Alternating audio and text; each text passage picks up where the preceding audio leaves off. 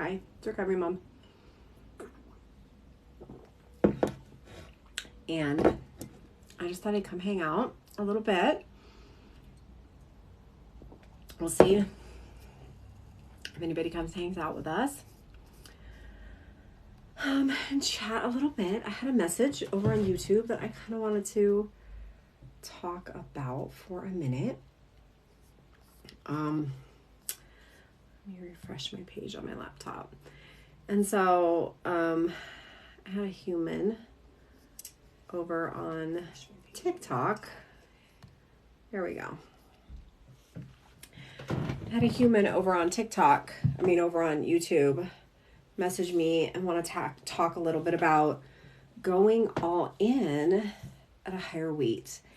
And I thought that was just a brilliant thing to want to talk about, because what tends to happen to us in recovery is, for some reason, and this is also kind of a societal thing, right? If you are in a malnourished body, you are at your lowest weight, somehow if you're in recovery, it just feels okay, right, to are at your lowest weight. Sorry.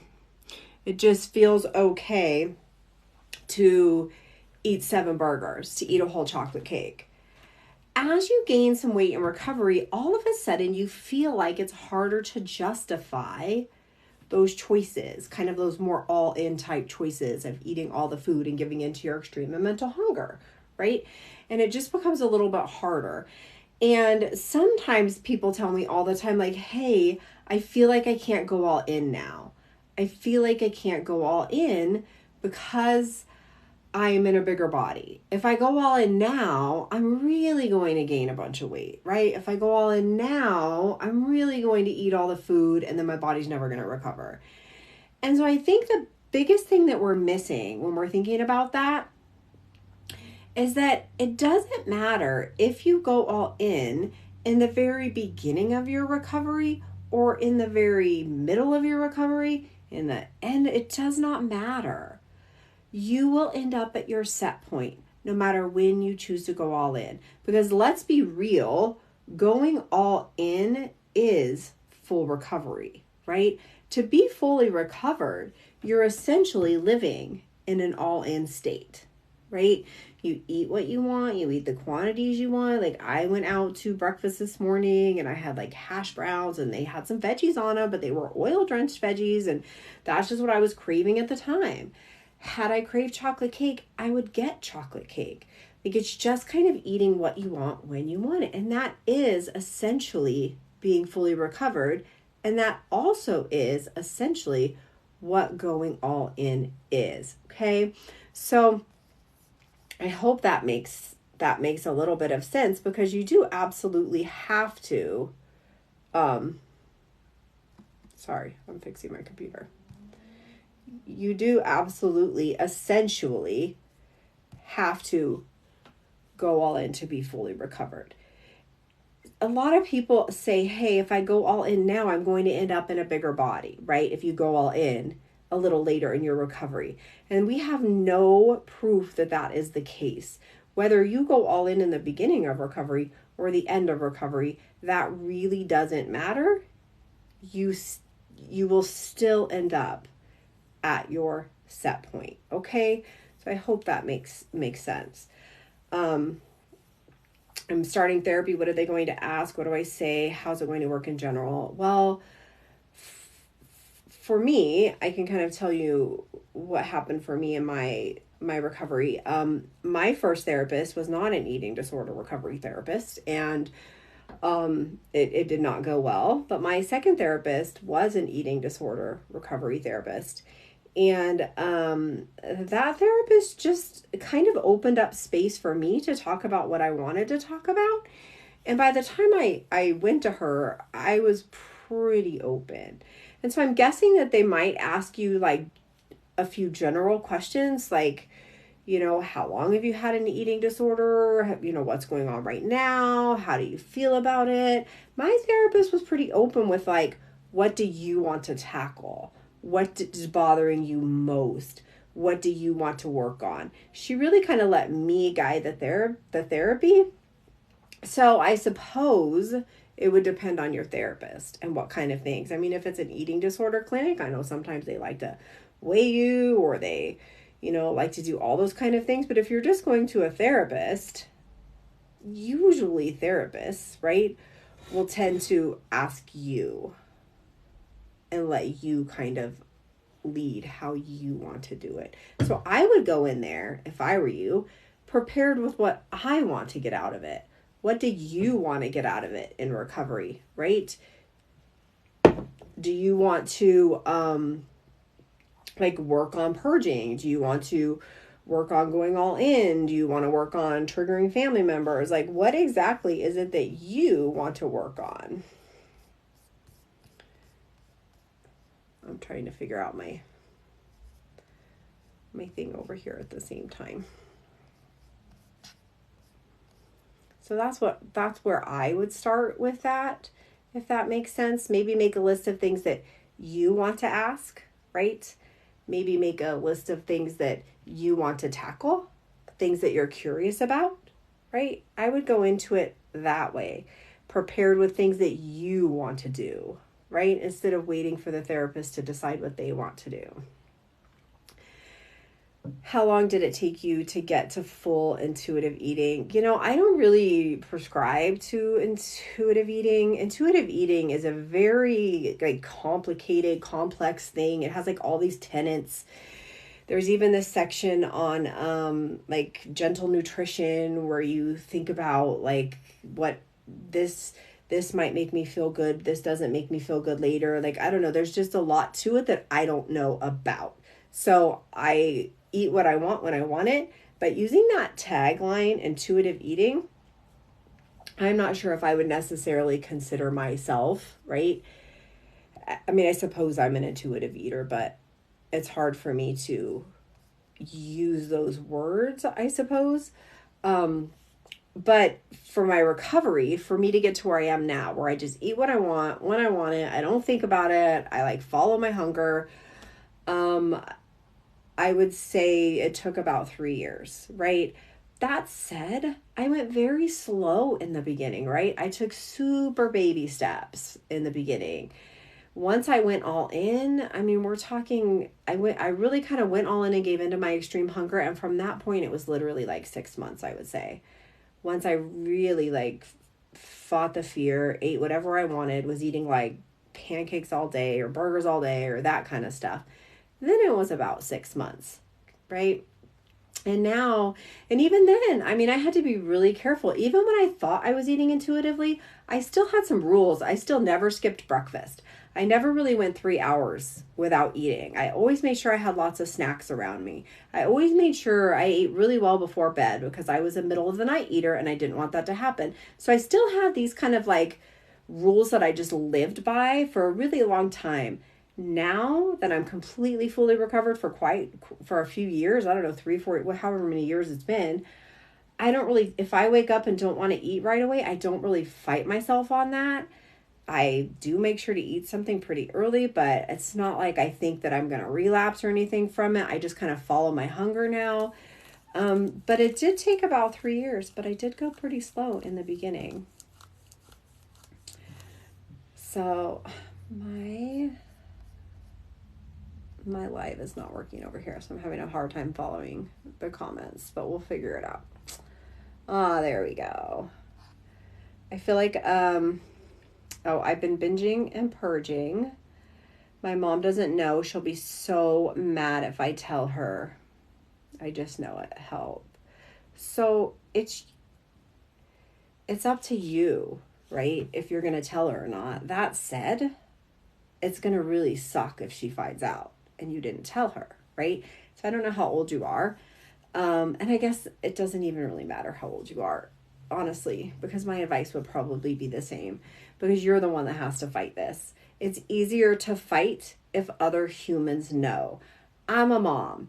If my kids told me that they were purging, my knee-jerk reaction, especially back when I was a mom, I was a very overprotective, crazy, insane mom when my kids were young teens and early teens until I recovered. had they told me something like that, my first reaction would have been really bad. I probably would have been upset. I probably would have cried. I probably would have made it all about me and how they're affecting me and how could they do this. It would have been a really bad reaction. Then I would have come to my senses. I would have tried to figure out what was going on, and it would have been a little better. So you have to know people's first reactions, sometimes they can't control that. A lot of people have really bad first reactions to shit, right? I mean, I have really bad first reactions all of the time. Like, that's just human nature. We just react, okay? But that doesn't mean your mom doesn't love you or want to help you through this. So it might really help if you tell her, because secrets thrive in the dark. They do. Secrets cannot live in the light. So the more people you tell about this, right, the more eyes on you, the more help you have, you will get over it more.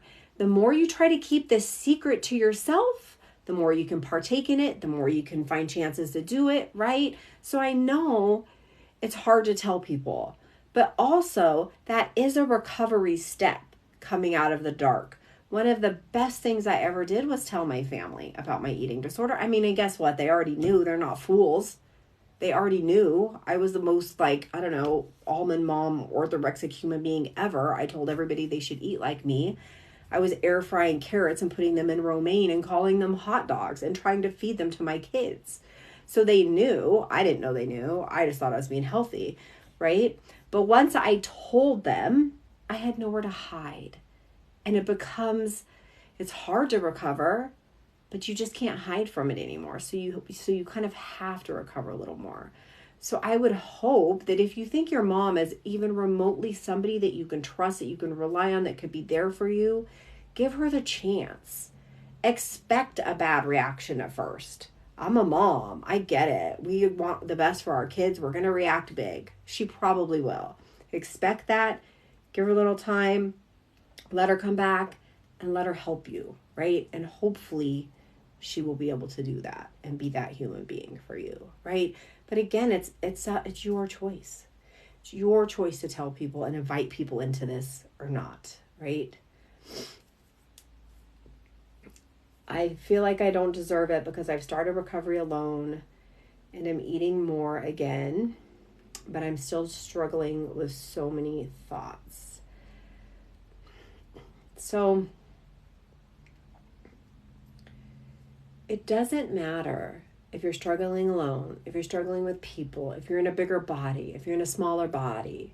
When you have an eating disorder, your brain chemical changes are the same. Whether my kids knew or not that I had an eating disorder, okay?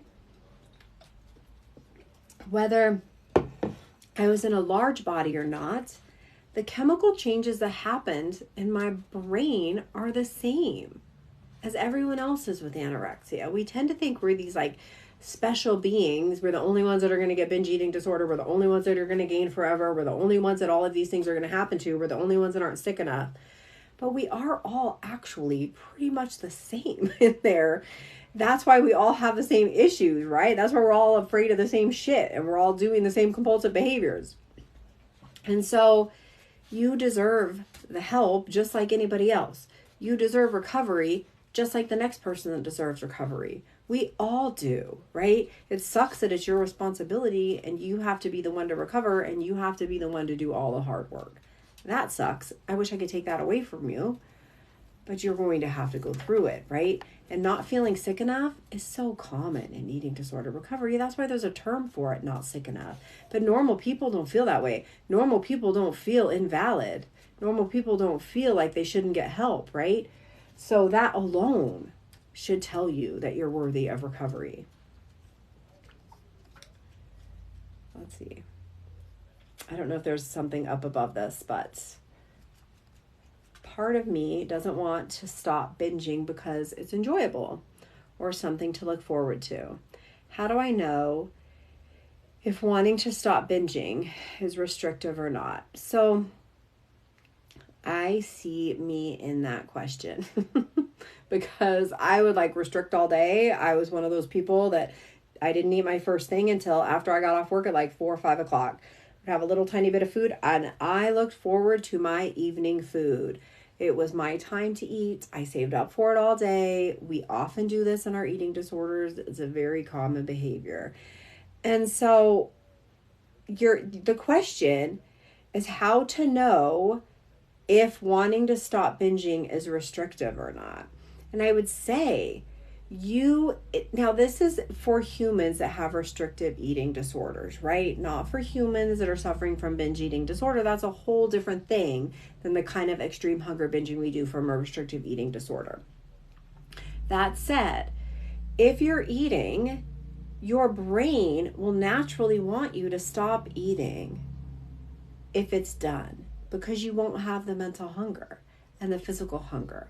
But when I was recovering from my eating disorder and binging, right, or having my extreme hunger feasts, I would eat so much food. It was insane. I would eat full pizzas followed by half gallons of ice cream. I would go on and on and on and eat all of this food. And I would think the same thing. Like, if I stop now, am I restricting? And just the fact that you're asking that question tells me that you still had mental hunger going on and you still wanted to keep eating. Okay, so just the fact that you would ask yourself that question is a form of mental hunger, and you probably need to continue eating if you suffer from restrictive eating disorder, if that makes sense. Okay, so when I was in my recovery, I erred on the side of continuing to eat every time I had those thoughts.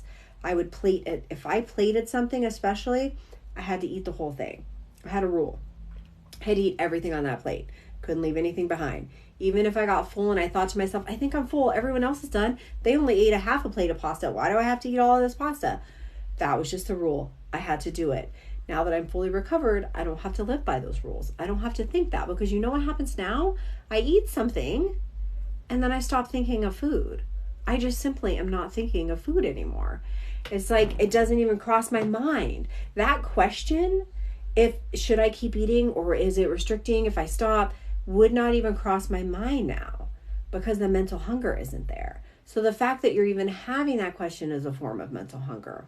Okay, I hope that makes sense. Let's see. I think I am 13. So if you are 13 years old, I would really encourage you, if your mom is a human being that you feel like could be a support in your recovery, it is so important that you tell her and that you jump in now, right? Because if you don't tell her, you're going to continue to hide, be secretive, right? If you tell her, you will have somebody to help you recover, right? And maybe she can help get you the help that you need. I would really encourage you to give her that chance to be there for you. And know that her first reaction is going to be negative and bad. Just plan on that. We are mothers. Mothers panic. Mothers think everything is their fault. I was a horrible mother to teenagers. I was a great toddler parent, but I was a shitty mother to teenagers. I really was. So I get it. Your mom might have a horrible reaction, but if she loves you, she will try to be there for you, right? My recovery center wants me to go part-time inpatient, but I'm super scared because it's out of state. How do you do it? Part-time inpatient out of state? That's fascinating. If your recovery center, your team, thinks you need a higher level of care, this is really hard for me because my team tried to give me a higher level of care and I said no. So it's hard for me to tell you this, but I would really, really look inside and try to think if you need that higher level of care. And of course it's terrifying. It's going to be terrifying. Holy shit, that's probably the most terrifying thing you're ever going to do in your life. But I would venture to say living with an eating disorder for the rest of your life is probably more terrifying than going out of state to a recovery center, right? You don't want to be my age with an eating disorder, right? Talked to somebody the other day. They were in their 70s still deep in it, not even wanting to recover. You don't want to be that human being that looks back at their entire life having not recovered because you were too afraid of going to an eating disorder center another state of way. So try to look at it like an opportunity, right? A gift at possible freedom to come, right? I don't know. I have not been to an eating disorder recovery center. I hear a lot of shitty things about them. You really have to have the strength to take what works and leave what doesn't, right? That said, if it isn't working, what's happening now, if what you're doing now isn't working, you have to do something. You have to do something. You can't stay in the now if it isn't working. That I do know, right? Hello from Missouri. Hi. Hi from Montana. I'm in Montana. It's actually beautifully sunny outside. Cold, but sunny, and I'll take it. Like, I honestly want to take a blanket outside and wrap up in it and just stare at the sun. The thought of trying to recover while being a normal BMI feels so scary. I don't know what to do. I was talking about this earlier. I feel you. So there are so many human beings in what they call a normal BMI, even in a larger body, and they really struggle with recovering because it's probably going to mean some weight gain. And I will tell you, BMI, we know. We know BMI is not what we should be using to classify our bodies, because my BMI is in the overweight category, but this is my healthy body. When my BMI was in the normal weight, I was so sick with my eating disorder.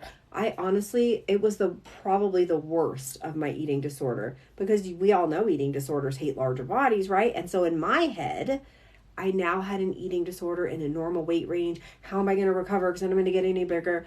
But what happens is, even though my body is in the overweight category of the BMI, the gift of not having an eating disorder, the gift of liquid calories, just to be able to drink this without a care, to be able to go to a restaurant with my kid this morning. She said, "Where do you want to go?" I said, "It doesn't even matter. I can eat anywhere. I don't have to look at the menu ahead of time. I don't have to calculate calories. Just those gifts. I don't care what my BMI is right now, right? It doesn't matter anymore like it does when you're sick. So you can look forward to that. I know it's hard to imagine when you're sick and in a normal weight category of the BMI, because I was there and I was thinking, if I'm this miserable now, there's no way I can be happy in an even larger body. But you can, because that bigger body comes with freedom from your eating disorder. You need to remember that. And if you need to make a list or something, do it. I used to have this list of, I used to play it in my head all of the time whenever I would get afraid to give in to my extreme or mental hunger.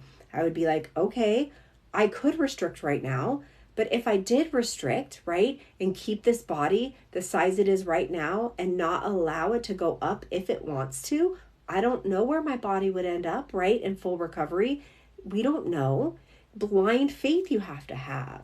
And I used to say, okay, but if I restrict, I'm not going to be able to have meals with my kids. I'm never going to be able to have liquid calories. My brain is always going to be calculating. I'm going to wake up in a dead sweat in the middle of the night because I dreamed I made myself a sandwich and ate it. Like, my hair's falling out, my nails, all of the stuff that happens. Freezing all the time. I can't even take a bath because my tailbone always hurts. Like, all the shit that comes with that smaller body when you're not recovered. And by smaller body, I mean normal weight body, because I was having all of those effects in the normal weight BMI category, as it sounds like you are.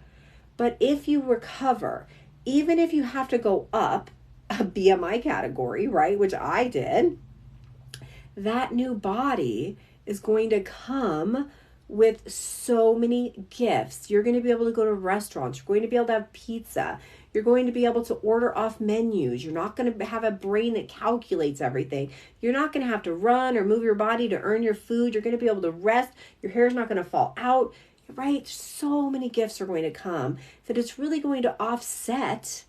You're not going to care that your body changed some, okay? So that's what will happen. Right now, unfortunately, you kind of have to like work on blind faith. You have to make those lists.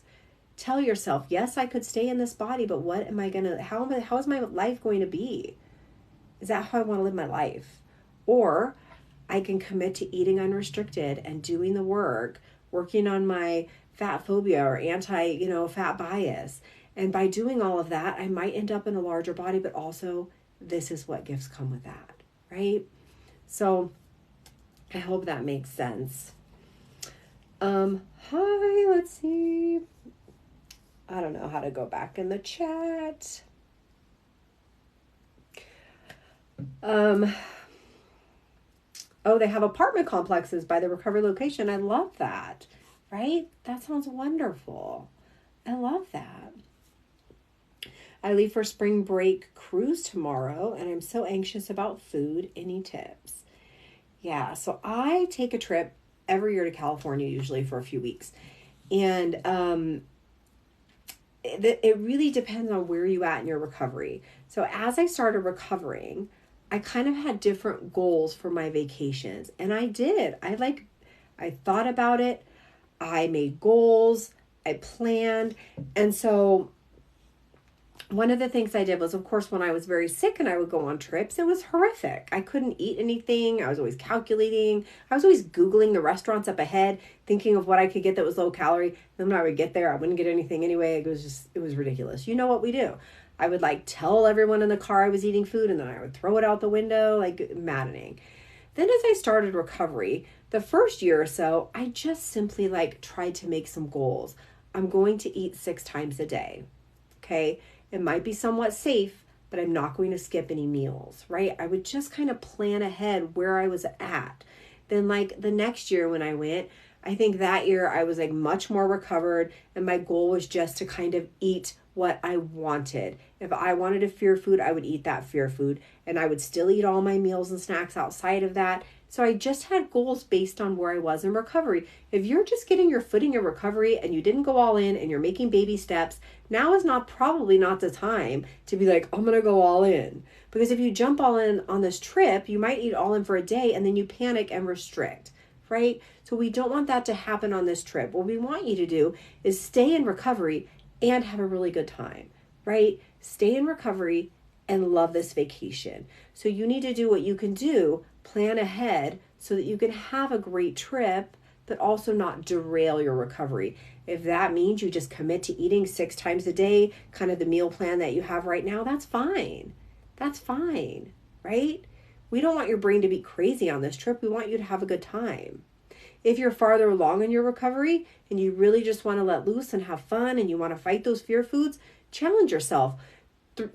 Twice a day, I'm going to eat something in a restaurant that I just really crave and want. Make a few challenges like that. That's kind of what I used to do, right? But it really depends on where you're at in your recovery.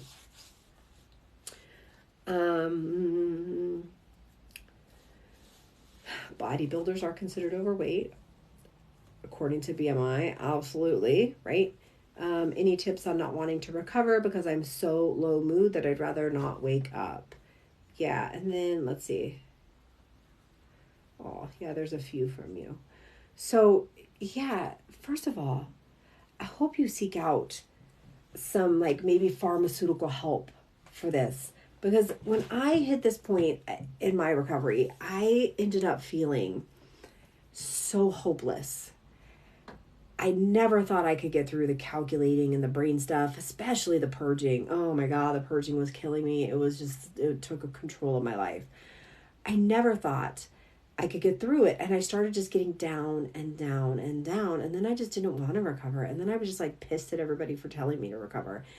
And I sought out, my doctor and therapist were always trying to get me on some sort of a medication. And I always fought it and said, no.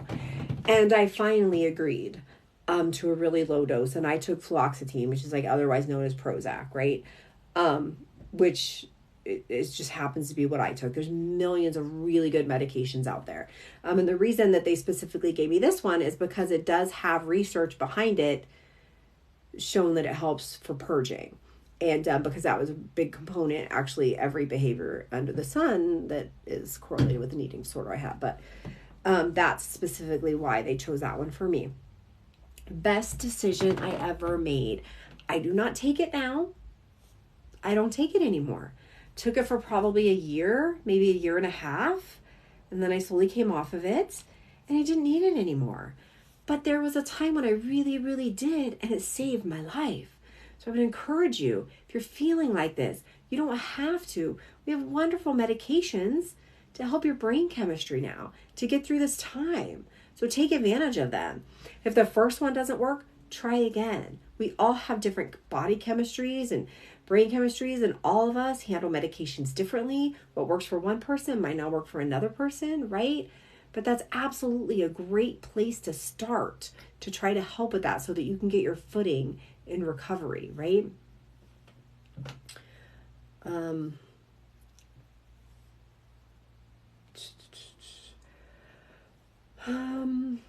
My mom's telling me she'll send me inpatient if I don't recover, but I still can't change. So I really don't want to go inpatient, but I can't change. So here's the thing. I mean, those are kind of the choices, right? I can't make you eat. Mom can't make you eat. Nobody can make you eat. You have to make the change. And let's look at it from, I think you said mom, let's look at it from mom's perspective. Mom is watching you slowly kill yourself. Mom is watching you starve to death. Is she not supposed to do something? Is she supposed to stand back and watch her kid literally die? No, I wouldn't watch my kid die, right? Like, I don't know what I would do in that situation, but I would not just sit back and watch my child die, right? So your mom is not doing this to you like, I'm going to put you inpatient. She's doing this to you because, like you said, you cannot seem to make any changes and you're dying in front of her. What if you had to watch your mom die? What if you literally had to watch her wither away and die? Would you be okay with that? Probably not. But that's what your mom is having to watch you do. And so she's panicking. She doesn't know what to do. And you said, I can't seem to make any changes. So if your mom is like, look, you got to make changes or I have to do this. And then you're like, sorry, can't seem to make the changes. Is she supposed to back off and say, okay, die, go ahead, starve to death? No, she loves you, right? Sometimes when we are sick and we have these eating disorders in our head, and I am guilty of this, I wanted everybody to just leave me the fuck alone. Let me not eat my food. Let me enjoy my spinach. Just leave me alone when I go to the gym 3 times a day, right? But by asking them to leave us alone, we're also asking them to watch us die, right? Sometimes we forget that part of it. We forget to put ourselves in their shoes. It's horrific what we put them through. So I hope you have a little empathy for mom who's in this position and trying her best to figure out what to do with a human being who she loves that can't seem to make changes, but also doesn't want to go inpatient, right? So if you don't want to go inpatient, but you can't seem to make the changes, then it's up to you to come up with some sort of an alternative that doesn't end in your death, right? So maybe that means medication. Maybe that means making smaller changes, but you've got to do something, right? Because I see mom's point. I really do. If I don't know how long I'm going to be here. I have no idea. But if I don't read your message and I've gone past it, just you're going to have to ask it again because I suck at the chats. How can I eat a fear food without binging on them? I want to eat Kinder and Oreos. You're gonna binge on them. Like there's no, I wish I could tell you how to do that. In the very beginning of my recovery, when I was terrified of binging, I would maybe, I can remember at one point wanting to eat some foods and terrified of them. And I would open up the package and only take some in the house and literally like not allow the rest in the house. Or I would like have my husband hide them and only have some. But that's restriction, right? That is what that is. And so I did do that in the beginning of my recovery because I went very slowly. I was not all in. I did want to try to eat some of those foods, but also the only way to get over a fear food is to eat the fear food. And your brain has been without it. It's going to want to eat all the foods, right? In the very beginning, when I was adding fear foods to safe foods, and I mean like when I was starting to add cheese or peanut butter or even chocolate, I remember having a plate of safe food, my regular like meal plan meal, and then I would add a little fear food to it, right? I would just add a little bit on the side because I was terrified, like you, that I was going to eat everything in the house. In reality, I needed to eat everything in the house. And truthfully, I eventually did. Everybody eventually has to go all in to recover. That is what being recovered is. It's going all in. We all have to do it. But if you're not ready to do that now, but you want to start tackling those fear foods, I can remember going out, buying something in the Walmart parking lot and literally separating it right there. This is what's going in my house with me. This is what's not going in my house. Giving it to my husband. This is what I'm going to eat tonight with my safe food. Take that. Is that a good strategy? No. That's why it took me 3 years to recover. What is the best strategy is for you to eat a whole package of, I think you said Oreos, which I love Oreos, right? I think you said Oreos. I don't know where it is now. But that is the best strategy, is to eat all the Kinder Eggs, all the Oreos, all the cookies, all of the chocolate. That is what's going to get you to the end of recovery quickest. It's going to change your brain chemistry quickest, right? It's going to regulate those neurotransmitters back the right way. It's going to fix those hormones. It's going to repair your body quickest, eating all of that food. But I totally get it. I couldn't in the beginning either. And I used to pair those fears with my safe food. That's how I did it in the beginning.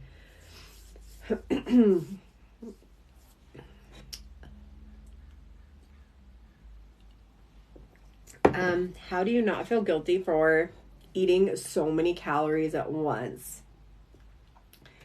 You just do it and you feel shitty, and then you realize nothing bad happened, and then you don't restrict after and do it again. So I'm not sure whether you mean like a normal size meal or whether you mean, when we're having our extreme hunger, mental hunger, but either way, kind of the same, right? Because when I was expanding my meals, there came a point when I had to make a rule for myself that whatever I plated, I had to eat. If I went to a restaurant, I was tackling ordering from the menu. I can remember ordering a meal from the menu, but the rule was I had to eat the whole thing. Couldn't cut it in half, whatever. So I can remember getting pasta, like spaghetti or whatever. And Eva would also get pasta. Inevitably, Eva would pack up half to take home. I couldn't do that.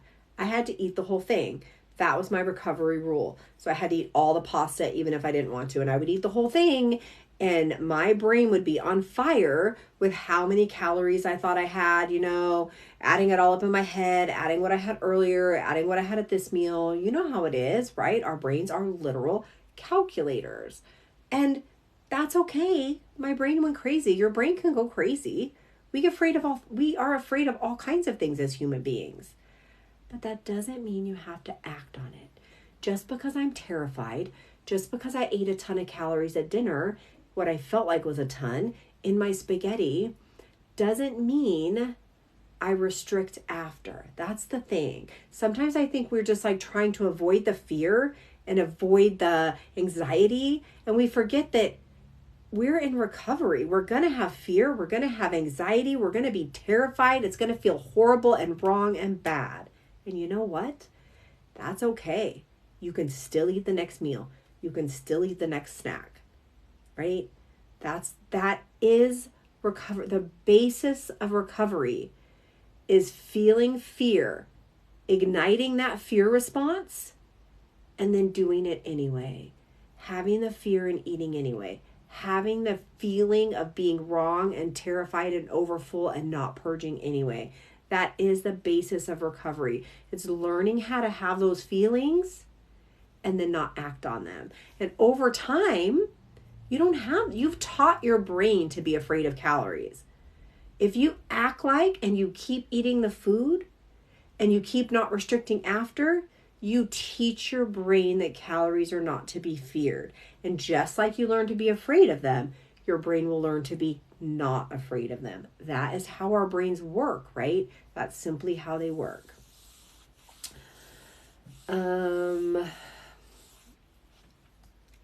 can't see what that says. Every time I eat, my legs and hands get swollen. It's preventing me from eating more. Swelling and edema is huge in recovery, and I used to get so swollen. My face was so round, my arms are round. And I know I follow somebody, a lovely human being, and her account is called Heather Recovers, and she is documenting her all-in journey right now. And she actually went to the doctor and has swelling and edema and is struggling with that and eating through it like a rock star, honestly. And I think they have some great tips on how to handle that. For me, I just had to realize it is what it is. You just have to eat through it, because here's the thing. If your body responds that way to food, right? If you eat and your body responds that way and then you restrict after, well, guess what? Your body's going to do that again. It's just, you just have to go through it again, right? The only way to get through your body having that response is to let it have that response and to keep eating through it, to not restrict after. And I had asked my dietitian years ago about this and about why it's happening and stuff. And, you know, she was like, look, it's fluid shifts. Your body's not used to all the electrolytes and the salts and the fluids, and your body is shifting fluid around, trying to figure out what the fuck is going on as you try to recover. And if you eat more, then you restrict, and you eat more and you restrict, it's just flying around there even more. But if you solidly eat through that, it does get better. If you're really panicked about it, you can go to a doctor. I know there's things that a lot of doctors can do to make this better, right? To make this better. A lot of doctors, my doctor in particular, she was never willing to help with stuff like that, with swelling or edema, or had gastroparesis really bad. Everything went really slow, so I got super, super bloated. And I know there's medications that you can take that help with that. And my doctor wasn't one to give me those, but I know there are some out there. But restricting after is not the answer. It's just going to make it happen again. You've just predetermined that happening again, right? So it was almost like all for naught, right? So you got to eat through that.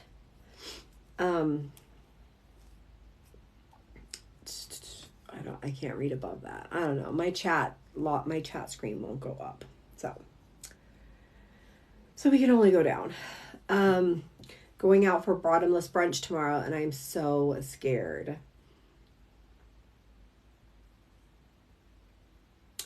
That's terrifying. I'm not gonna lie. In recovery, that's terrifying. Because here's the fears that I would have. Let's see if they match your fears.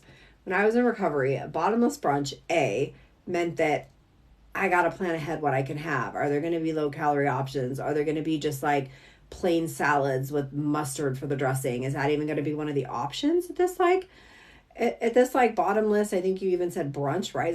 There might not even be like a salad option.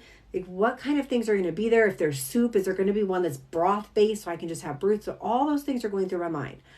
On the flip side of the restrictive thoughts that we have when we're thinking about something like this, we also have the binging type thoughts that we have. So the extreme hunger and mental hunger part of our brain is going crazy, because also we're thinking, oh my gosh, what if I do eat some of the eggs? Then I'm going to want all the eggs. What if there's sausage? I love sausage. If I allow myself a sausage, I'm going to eat 17 sausages. And then if I have that, I'll probably want the bacon. And then if I have that, oh my gosh, is this a binge? I shouldn't binge. I shouldn't, and I'm going to have to restrict. Did I run enough? And then your brain just goes on and on. So what I will say is, depending on where you are in recovery, there's nothing wrong with planning what you're going to do, right? I'm going to have eggs. I like eggs. I'm going to have toast. I like toast. I'm going to have this. You don't have to be afraid of it. And here's the thing about extreme eating, binging, and mental hunger. All humans binge. All mammals binge sometimes. They do. If you watch the other normal eaters in your life, they will have times when the plums are ripe on the plum tree and they eat so many they have the shits, right? They binged on plums. Maybe they fall out of control. They couldn't stop because they were so sweet. Maybe it's somebody's birthday and the chocolate cake was one that they don't get very often. So they kept eating it and eating it and eating it, and they were like sick later and feeling like, oh my gosh, why did I have so much cake? I shouldn't have had that, right? Normal eaters binge sometimes. It's normal. We all do it. It's just that those people feel yucky or sick or get the shits or whatever, and they don't carry it around with them, and they don't get upset about it.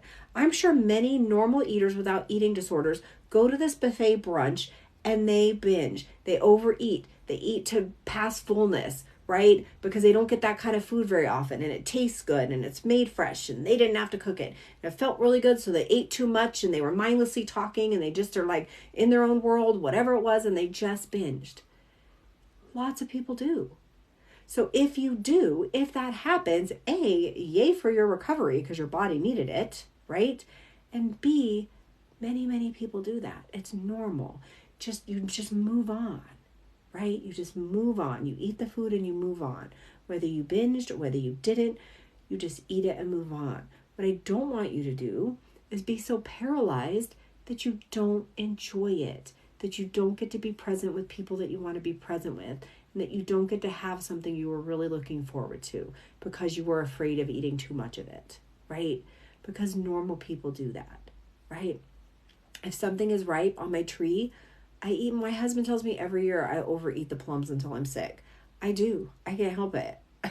Except for when I was really sick, I was terrified of those plums. And that's why I was terrified of them, because I was adding up all the calories in my head because I was eating so many of them. Oh my God, there's so many sugar in the plums. I was panicking. Now I realize the plums only come around once a year. If somebody bakes fresh cookies and they're only warm for so long, I'm probably going to eat too many. That's okay. That's normal. If you go to this brunch, it's perfectly okay to eat past fullness. Many people do. It's normal. It's a normal human behavior to do that. Okay?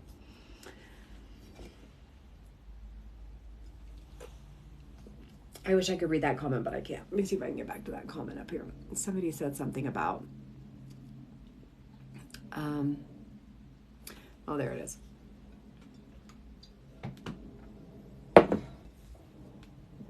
I'm underweight right now, though, but have a binge/overweight history. Should I restrict a little bit? No. But I love this question. I love when I read questions and I don't even know what they're going to be when I read them. And then I'm like, okay, we're going to talk about this. Let's do it. The fact that you say you're underweight right now makes me a little bit nervous, because that means your brain has a predetermined size in it, right? That means your brain is like, this is the perfect size for my body. But your brain doesn't know that. Only your body does. So your body may like to be in a large BMI. That might be where its set point is. There's like, I don't talk about my family very often, but I will say that my husband's mother is 5'4", 200 pounds, 90 years old, no heart disease, no diabetes, no high cholesterol, nothing, healthy as can be. That is where her body likes to be. Her body naturally likes a larger body. That's where it naturally likes to be. Granted, she's always talking about being too big and needing to lose weight because we live in the culture that we live in, and it kills me. Because obviously her body enjoys being there. It fights to stay there. So you don't get to decide your set point, right? That said, if you truly had a binge eating disorder in your past, and I don't mean that you had a binge restrict cycle, because a binge restrict cycle would mean you binged, but you were also restricting, right? So like you didn't eat breakfast or lunch, and then you felt like you binged dinner. Well, of course you did. You didn't eat breakfast and lunch. That's a cycle. That's why that's happening. But if you truly did have binge eating disorder, then I will say yes, recovery, all in unrestricted extreme hunger eating specifically, might not be the way that's best for you to go about recovering. Absolutely. It's probably best for you to focus on eating 6 meals a day, never missing breakfast, ever. Never going 3 hours without food. That is the max. I would even say 2.5 hours is plenty, right? So you're going to eat breakfast. You're going to eat every 2.5 to 3 hours. You're going to eat enough. That doesn't mean 2,000 calories. That might mean more like 3,000 calories a day for you, right? You have to eat enough. You have to do all of those things. Then if you tend to have things that you binge on at night or that you remember binging on at night, you need to bring those early in the day. If you tend to binge on cereal or chocolate at night, you need to have a little bit of that early in the day. Have that for breakfast. Have that for a snack, right? Because if we just take all of those things away from you, they're just going to become more special and you're going to binge on them at night. If you have a true binge eating disorder history, sometimes you shouldn't even have some of those foods in your house. That is something that professionals will tell you. I don't know. I'm not a specialist in binge eating disorder, right? This is just what I have learned. Okay, so I definitely know that there are some human beings, I will acknowledge that had binge eating disorder, then they have anorexia, or that have anorexia and then they end up with binge eating disorder. It is very rare. I mean, I think less than 5%, 3% of people can end up with both of those in their lifetime, because usually what people think was binge eating disorder, when they really think about it, was a restrictive eating disorder, and it was extreme hunger binging that was happening due to the restriction that they were having. But if in fact it is a true binge eating disorder, then yes, I wouldn't say jump all in there and eat like I did during my extreme hunger, right?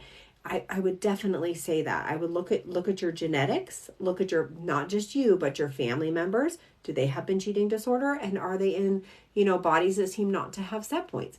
If that's the case, then maybe you need to think about that for you. But either way, a non-negotiable for you is breakfast, just like it would be for me in my recovery or anybody with a restrictive eating disorder. Whether you have a history of binge eating disorder or not, breakfast, never go 3 hours without a good sized meal, right?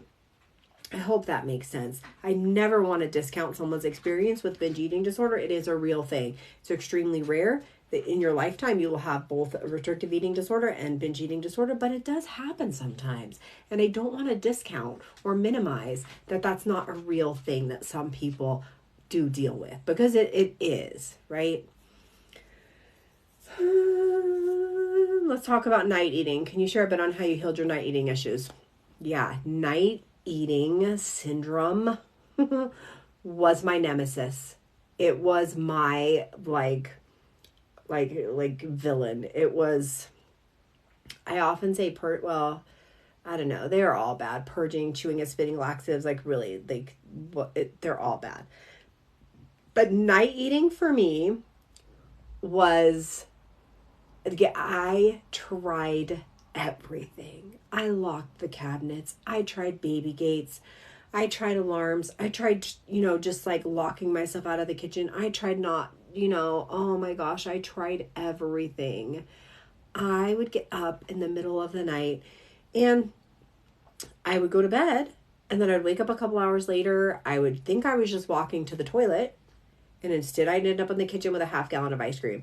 I have some montages on TikTok of my night eating syndrome, because my kids were teenagers and they would be up in the middle of the night doing teenager things. I don't know, playing video games, whatever they're doing in the middle of the night. And they would be snapping Snapchat photos of me all the time during my night eating and sending them to each other and laughing at me or whatever they were doing.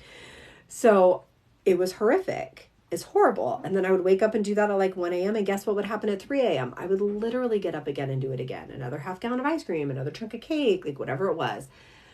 And how you get over that is the same way you get over any type binging behavior, right, that you're having in the evening. Because a lot of people also do this, not so much middle of the night, but in the evening. They restrict all day and then they have these issues.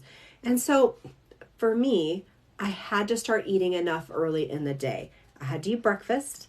I hated it. I have never eaten breakfast in my entire life. I wasn't a breakfast eater. Never, ever, ever had I eaten breakfast. Not as a kid, not as a teenager, not as a young adult. Never. It was foreign to me, and I fought it every step of the way. I hated it. But I had to start incorporating breakfast.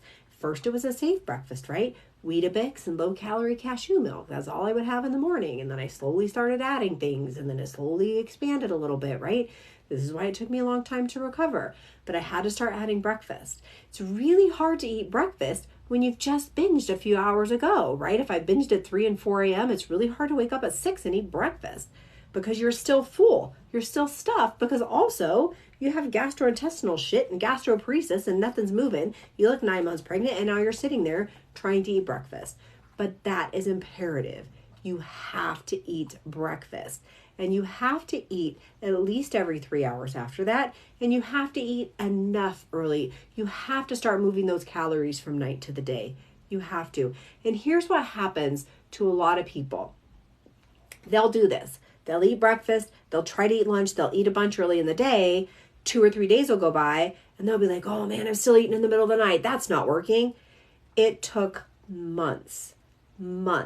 My body had to have a crossover time. I had to eat breakfast. I had to eat enough. I had to never let 3 hours go without eating. I also had to binge through the night with night eating for months. I had to do both of those things before finally the night eating slowly fell off. It was like my body was like, all right, you're doing that, but we're waiting until we can trust you. We're waiting until we've repaired enough. We're waiting until you've had enough food. And we're waiting until you know you're going to do regular eating during the day. And then I remember just waking up one morning and going, oh, I didn't wake up in the middle of the night. It was crazy to me. I could not believe it because it was every single night I would eat in the night. So finally, one day I woke up and it didn't happen. And then another week would go by and it happened every night. So it's not like it just stopped. It slowly stopped. A day here and there would fall off, and then 2. And then over time, I don't night eat anymore. Okay, it's completely gone. Does not happen to me. So there is hope. I did it for years. I was that night eater. It was horrific. So I get you that it's awful, but also there's a way out, but you have to stick to it. You can't just do it a week or so and think that the night eating is going to fall off. You really have to commit to doing that long term and expect that the night eating is still going to happen, because both of those things will be true for quite a while before the night eating does fall off. Hi, my friend. I'm so glad you're here. I do not, I don't say your guys' names on here when I say hi because like privacy, and I always upload this to YouTube, and I'm always afraid like if I upload it to YouTube and you want your privacy, and then I'm like, because your names don't come up on YouTube, right? The chat doesn't come up. And so then if I'm like announcing everybody's name, I feel uncomfortable. Like it's just like a breach of privacy. So I don't usually say your name. My medical team says they won't let me get overweight again. And that frightens me. That frightens me too, because when I was a normal weight, according to the BMI, I was my most sickest. So I have to be in an overweight BMI category to be free from my eating disorder. So for someone to promise you that that's not going to happen kind of terrifies me a little bit. That said, you know, I get where they're coming from. They're trying to soothe you right now. I can remember my team saying things like, you know, we're going to get through this now. We're going to get you out of this restrictive eating disorder. And if you end up in a larger body or binge eating disorder, because, you know, that's all our fear, if something like that happens, then we'll deal with that and tackle that and we'll solve that problem. But let's deal with this problem first. That's kind of what they used to tell me because we all asked the same, I think we all asked the same questions of our team. We all have the same thoughts, right? That's why I don't mind numbers and shit on here, because like we're all thinking the same shit. Let's be real. We are all thinking the same stuff. So that makes me a little bit nervous that they would say that. I mean, I get that they're trying to just like make you comfortable, to eat the food, to get you recovered. And that's wonderful. And if it helps you right now, amazing. And maybe they see enough in your genetic profile and they see your family members and they kind of know, I don't know. Actually, I don't know why they would tell you that. I don't know if I would tell everybody that. Honestly, I had a therapist that would often say, you know, statistically, people with eating disorders do tend to be lean and they do tend to recover into lean bodies. And when I look into that research, quite honestly, what I find is that most research is based on when people leave treatment, and people leave treatment at 18 BMI, because that's when you're considered healed. So if your research is based on people being healed and leaving treatment, everyone's leaving treatment and healed at 18 BMI, which would make everybody healed at a very low weight. So that kind of didn't hold true for me. I kind of tend to see people when they're fully recovered in normal sized bodies. When you look around in the world, we have bellies. We have to have bellies. I have internal organs in there. Fuck, I have to. Oh, well, I was going to pick on my dog, but every time I reach for her, she's kind of terrified.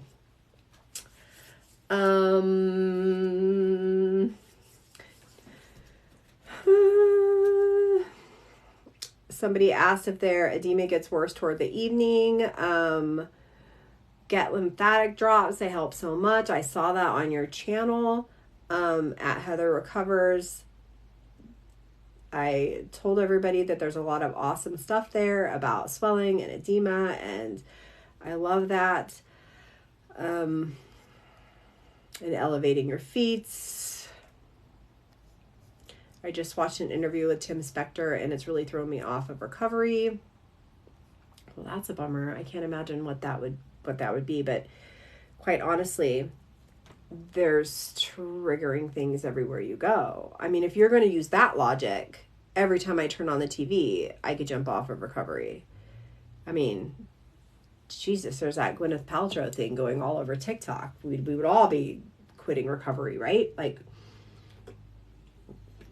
everywhere, all over our Instagram feeds, we would probably be thrown off of recovery. So you have to learn how to become trigger proof in your own recovery. That is part of full recovery. Part of full recovery is learning how to navigate the world and not get sucked back into your eating disorder, right? That's part of it. For me, when I was in that same space that you might be in right now, where something is triggering for you, I had to go through my Instagram and get rid of anybody in a smaller body than me. I don't care if they were recovered or not. It didn't matter to me, because when I saw those bodies, my brain just immediately wanted to go back and be sick again. I had to get rid of everybody. I mean, were they recovered? I don't know. Were they not recovered? I don't know. And it really doesn't matter if they're recovered or not. It wasn't safe for me to watch them at that time. And oddly, now that I'm fully recovered, because I always used to think, well, once I'm fully recovered, then I can go back and watch them all I want. Well, now I'm fully recovered and I really don't give a fuck. I don't go back and watch them because honestly, now I don't find them fully recovered. So I don't think they were fully recovered when I look back now. But that said, like, you need to clean out your feeds. You need to watch. If you're in this state right now where things are triggering, you need to take care of yourself in your recovery. Eventually, you'll be stronger and you won't have to do that as you move down the road in recovery. But right now, if you're finding those kinds of things triggering, it's your responsibility to get rid of those, right? Nobody else can do that but you. I mean, like, I can remember my family being my hugest trigger, and I really had to take a step back from them, right? My like mom and dad and I really had to take a step back from them for a while in order to recover, because I couldn't put myself in that situation all the time, because I swear every time I saw them, I just would restrict for days after.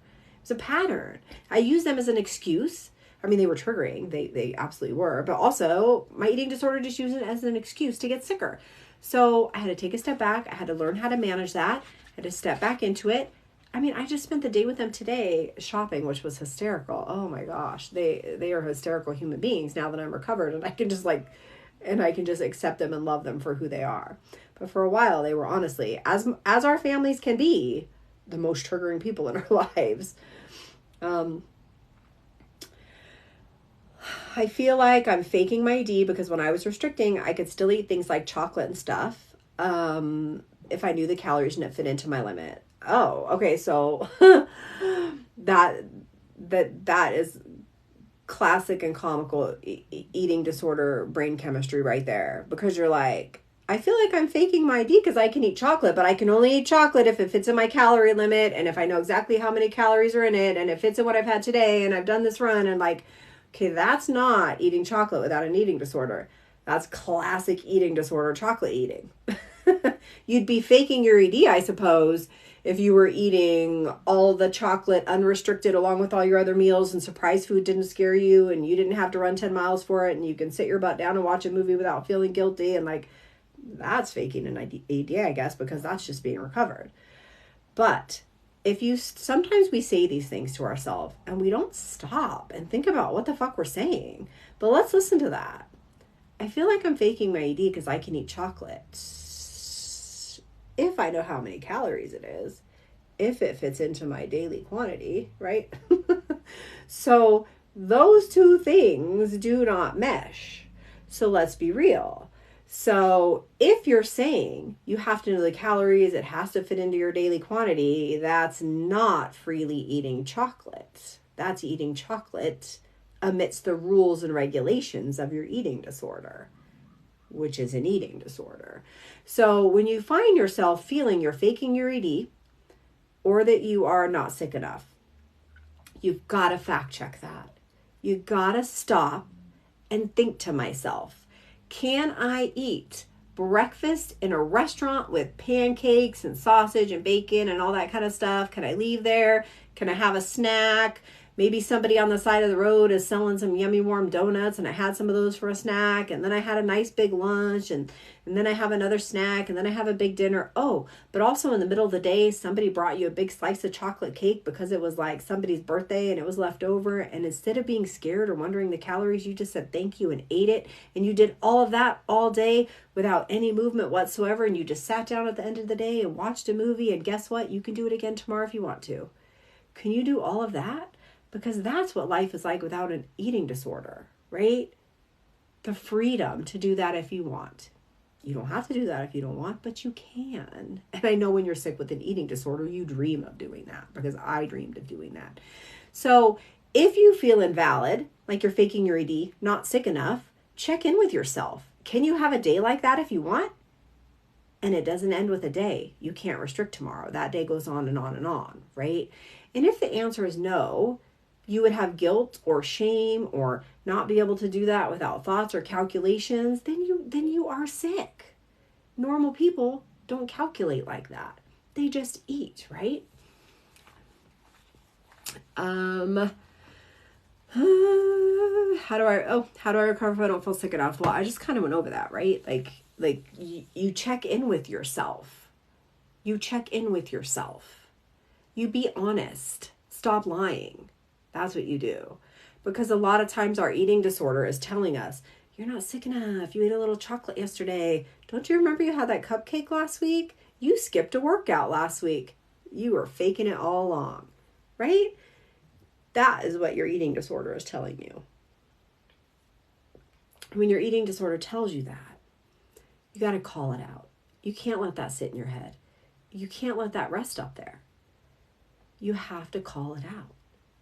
Because if you were really not sick enough, if you really didn't have an eating disorder, first of all, you wouldn't be here with me. Let's be real. You would probably be eating a Big Mac and fries right now, which actually sounds really, really good. So if you feel like you're not sick enough, fact check it. Run through a day of unrestricted eating, a dream day. What would a dream day of eating whatever you want without moving look like for you? Could you do that day without guilt, without shame, no problem at all? And then somebody brings you surprise food in the middle of it all and you just say yay and eat it also, not instead of something? Then you wake up the next day and do it again, all without running and moving your body if you don't feel like doing that? Like, check in with yourself. Because if you can't do that, you are sick enough. You are sick. Stop letting your eating disorder tell you you're not without challenging that thought. You have to challenge those thoughts, right? How do you learn to eat in front of people? I still can't do it. Oh my God, it was rough. It's rough. I'm not gonna lie. And I consciously challenged these things every step of the way. When I realized something was happening, I remember I used to always use the same spoon, could never share a bowl with anybody. I mean, I had my own shelf, my own fork. I made it gold so nobody was confused. I had my own bowl, I could only eat out of specific ceramic cups, like nobody else could use them. And at one point I was going to challenge that. And then my therapist was like, do you want to challenge that? Does it bother you? Choose something you want to challenge and challenge it. And I was like, okay, I don't want to challenge cups and bowls and stuff right now. And honestly, I did challenge them eventually. It doesn't bother me anymore. But when it came to challenging eating in front of people, I was like, okay. Oh, my dogs are going bananas. It's a beautiful sunny day. And it's probably the mailman. So it's going to last a while. So I'll just talk loud. So when I started challenging eating in front of people, okay, I first challenged it at work because I used to come home on my lunch. Even if I only had a half hour, I would go to the car, I would leave the building, and I didn't eat lunch for a long time. Then I started eating lunch, but not at work because I couldn't eat in front of people. So I'd eat in my car. I would eat at home, right? And I would eat safe food, whatever it was. And then I built up and I was eating more regular meals, but I still wasn't eating in front of people. So when I did start eating in front of people, it was like this like multi-step plan. I'm going to close my door. Oh, no, I'm not. They shut up. No, all right. We're going to let it go. It was like a multi-step plan. I was like, where can I start? So at first I started just being in the break room with people while they were eating. And I think the first thing I had was just like my tea or whatever. I would just sit there with my tea. They were eating their food. It was like lunchtime, and I work in a school, so everybody has different lunches, but there was always people in there. And then after that felt okay, I'm around these people. I don't know them really well. They're not like my family members. I'm kind of getting used to that. Then I started thinking, okay, what is something that I feel like I can do? And I brought in safe food. And I remember one of the first safe foods that I brought in, I think, was like I would make this little cottage cheese in this little bowl, and I would put like little seeds or I don't know, stuff on top of it. And I would bring that.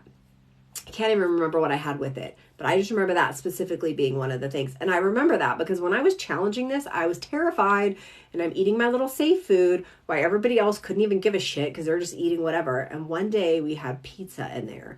And so everybody was like eating the pizza that someone brought in. And I was eating this cottage cheese. And I remember the custodian made a comment about my food and about how I was eating like healthy or whatever and not eating the pizza. And I remember thinking, oh my God, this is enough of a challenge. And now I'm having another human call me out on my food. And like, it was horrific. But I just kept eating that cottage cheese, and I did it. And I did it day after day after day. And then I started adding more scary foods, right? And it was always really planned, and I was always really calculated. And every Thursday at my school was like a treat day. Everybody brings in food, or whoever's on the list that week brings in stuff to eat. And I was always terrified. I would never take part. Whenever we had something like that, I just wouldn't be in there. I wouldn't take part. And so then I started challenging that. Like I would bring my own safe food, but I would be like, okay, Thursday, I'm going to pick one thing. Because like an unknown item. You don't know what fucking people are bringing, right? It's like, okay, I'm going to eat one thing that other people brought in. And even if it was chips or something, I would like grab a few, and that would be my challenge. So I was just always challenging. After I was done with that, I started bringing more scary food in, right? Next time we had pizza, I remember the first time I had pizza with everybody. I was terrified. Nobody knows. Nobody knows you're challenging this shit. Like nobody knew then. They all know now because I talk about anti-fat diets and diet culture like way too much in there. But then nobody knew, right? So I'm having this little piece of pizza and I'm terrified, but I'm doing it. And you just do it. And over time, you manage that fear response. The fear response lights off from your amygdala. You do it. You're terrified. You get to the other side, and then you just do it again. And over time, you teach your brain it's not as scary as you thought. And over time, now I eat whatever the fuck I want in there. In fact, like, what have I been... Last week, I had no food in my house. I literally grabbed a Walmart plastic bag. I chucked an avocado in there. We had leftover bacon. I threw a baggie of bacon in there. And I literally threw like a half of a container of those English muffins in this bag with a little thing of mayonnaise. And I just tied a knot on top of that bag and I threw it in there. And I literally had that for lunches for a few days, like bacon, avocado, mayonnaise, sandwiches on it, because it's just what I had. I didn't give it a thought. I threw it in there that morning. I ate it in front of people. I made it in front of people. I'm toasting bread in there now. I'm like heating up bacon so it crisps a little bit in the microwave, which makes the room smell. And guess what? I didn't even give a fuck. I just did it. It's what I wanted. And that's where you'll be over time. You just have an end goal. You pick a small step. You do it over and over till it feels safe. Then you do something else over and over and it feels safe. So if you go to coffee or tea or whatever with a friend every weekend, use that. Use that time. One day, bring a little snack, pick something safe and eat it, and then expand a little more and a little more. Pretty soon, maybe instead of going to coffee, you're like, you know what? Would you like to challenge a restaurant with me? Instead of coffee, let's meet at a restaurant and have a meal. And you challenge that. Maybe you pick something safe at that meal, and then over time you work up to something a little more scary. But that's how I did every single thing in my recovery. I wanted to quit purging. I found small steps and I kept going. I wanted to stop restricting. I found small steps and I kept going. Same thing with laxatives or chewing and spitting or working out, I mean, some things you have to do cold turkey, right? You have to quit the gym cold turkey, right? Some things have to happen that way. But other things, you just keep taking steps forward. If it gets too scary, pause. Don't go backwards. Pause where you are. Because over time, it will get less scary if you keep doing something. That's how our fear response works, right? So, I'm fucking long-winded. I'm so long-winded. I have a funeral and I haven't seen some of my family since my birthday in the summer at my smallest. That is terrifying. I know that's terrifying. I can remember seeing... I gained a good portion to my set point toward the end of COVID. And I was so sick at work that I can remember a coworker pulling me aside and saying, I'm really worried about you. Are you okay? I was mortified. Got through that. But then growing into this body and then having to return to work and see my coworkers that hadn't seen me was terrifying. And I got a lot of, oh, you look so good. Oh, you look so healthy. Oh, what are you doing? You look so much better, right? Which your eating disorder fucking hates because it just means weight gain. And weight gain to our brain signifies bad and wrong and everything horrible. That's just what it signifies to our brain, okay? So, that said, you just have to expect it. And I used to do two things specifically when I would go to holidays or around new people. A, I would expect the worst. And B, I would have a plan. Okay. So I would go, I would expect the worst. If you're like Lou, one of my kids, you would just talk back to all those comments. I wasn't like that. So every time I got those comments, I would put them in my head. Then I would come home. I would go on TikTok, or I would go to my kids, or I would go to my husband, and I would vent, and I would tell them about all those comments that were said, and let them tell me what I needed to hear. Because you probably have people in your life that know the right things to say, right? So let those people offset the triggering comments, because we are in a different body now. We are. It's a better body. It's a healthier body. It's a happier body. It's going to make us free from this horror that's in our brain, right? But also, they're going to say shit because they're human beings, and human beings say triggering shit. Expect it. So you can have comments back that you say. You can just say, don't talk about my body. Or you can just put those comments in your head. My hubby just got home. He was playing croquet with his friend. Or you can put those comments in your head, right? You can let them live up there, stack them up, and then come home and vent to somebody and let them tell you what you need to hear. Because I used to go, and I can remember coming back from being with my family and telling my husband, oh my God, my dad said my thighs are getting big or something. And he'd be like, but like we ate pizza, and isn't pizza delicious? And when you had smaller thighs, you couldn't eat pizza. And so bigger thighs mean pizza. And when you had smaller thighs, we couldn't even have a conversation because you were not a human being that I could even talk to. But bigger thighs mean we actually love each other and have a conversation. And like, so, right? And he just kind of offsets those things. Or I would tell Lou what somebody said at work or whatever. Somebody said this, and Lou would just be like, that bastard. And I mean, Lou was like abrasive at those kind of things, which I absolutely adore and needed to hear. And they were a wonderful human being to go to. So if somebody says comments, purge it on TikTok, right? Make that video and tell everybody, because you know what?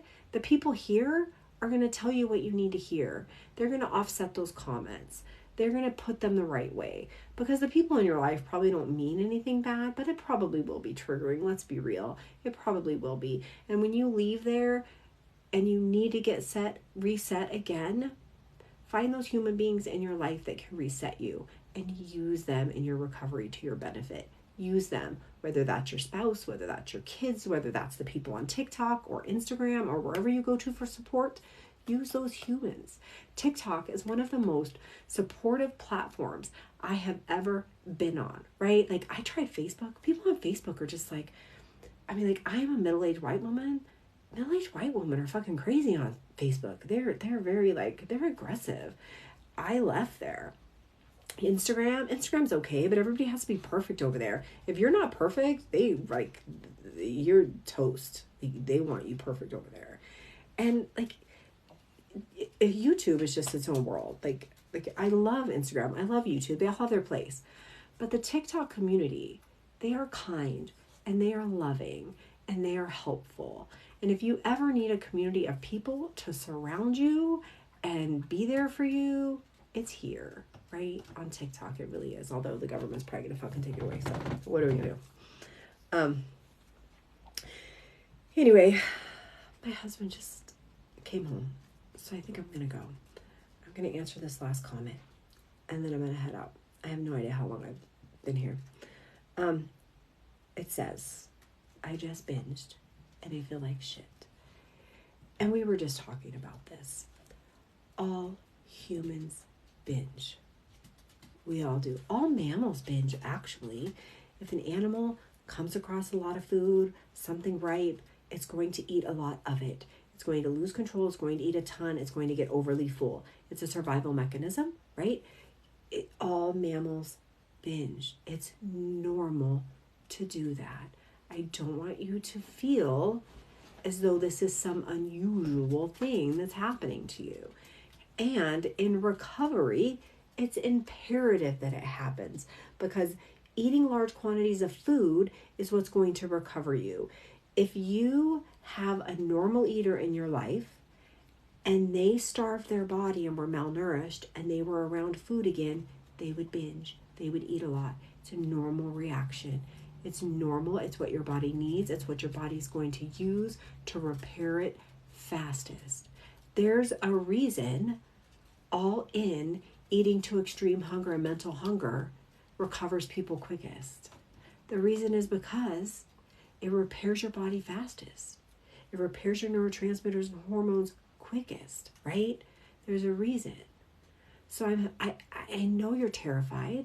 Binging is terrifying in recovery, but it's necessary and needed for full recovery to happen, right? So I hope you can just feel it. It's okay to feel shit. It's okay to feel afraid. It's okay to feel terrified. I did when that happened to me. Just don't restrict after. Eat your next meal. Eat your next snack. Binging is part of life. We all do it sometimes. It's okay, right? So, I'm gonna go hang out with my husband. I don't know. Eat some food. Yeah. So, I'm so glad you were here. I'll put this on YouTube. I don't know. It always takes me a week or two. I'm gonna have these wonderful Rice Krispie treats with Fruity Pebbles. Oh man, Eva said they're too sweet. Eva can't eat them so much, but I love them. They're literally Fruity Pebble Rice Krispie treats. And I made a 13x9 pan. This is all that's left. I literally ate them all. I can't stop. Maybe it's a binge. Doesn't even matter. They're delicious. I love them. Anyway, it's safe to eat the food. Wonderful to eat the food. Eat the food. I have to remember how to turn this thing off. Honestly, I'm too busy eating to even think about it.